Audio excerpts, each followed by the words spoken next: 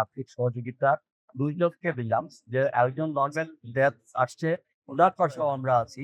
প্রবাসী হিসাবে উনাকেও আমরা একই জায়গায় বাড়ি।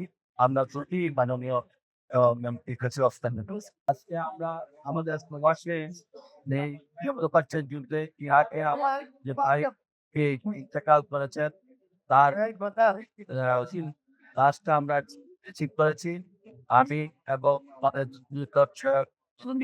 এই আমাদের দুই খাচ্ছে এবং আমাদের রাষ্ট্র মন্ত্রণালয়ের মাননীয় প্রতিমন্ত্রী আমার ওয়াইফ সহ আমাদের সিনিয়র সচিব সহ অন্যান্য সিভিল এভিয়েশনের চেয়ারম্যান কর্মকর্তারা আমরা এখানে বুঝতে পেরেছি।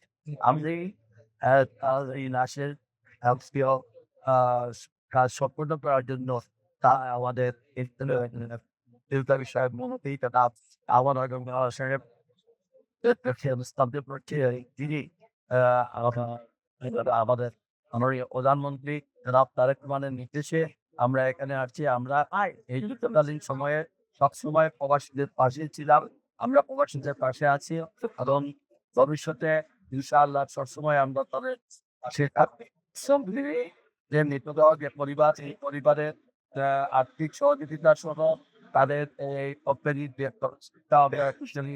আমরা ব্যবস্থা করে দেব এবং তার পরিবারের বাচ্চাদের লেখাপড়ার জন্য আমরা দায়িত্বভার নিয়েছি। তার দুটো বাচ্চার লেখাপড়া করবো শিক্ষানয় এবং সেই সাথে আমাদের মাননীয় ব্যক্তি তার নির্বাচনী এলাকার তার পারিবারিক মানে সমস্ত পেয়ে আমাদের পক্ষ থেকে সরকার আমাদের মাননীয় প্রধানমন্ত্রীর থেকে যে আমরা প্রয়োজনীয় আমরা এখন আমি যেটা আমাদের স্যারকে এই যে সাংসারিক কাজ করার জন্য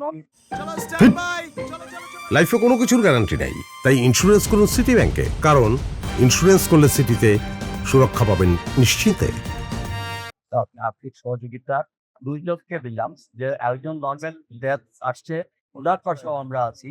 প্রবাসী হিসাবে উনাকেও আমরা একই জায়গায় বাড়ি। আমরা প্রতি মাননীয় এর কাছে হস্তান্তর করেছি।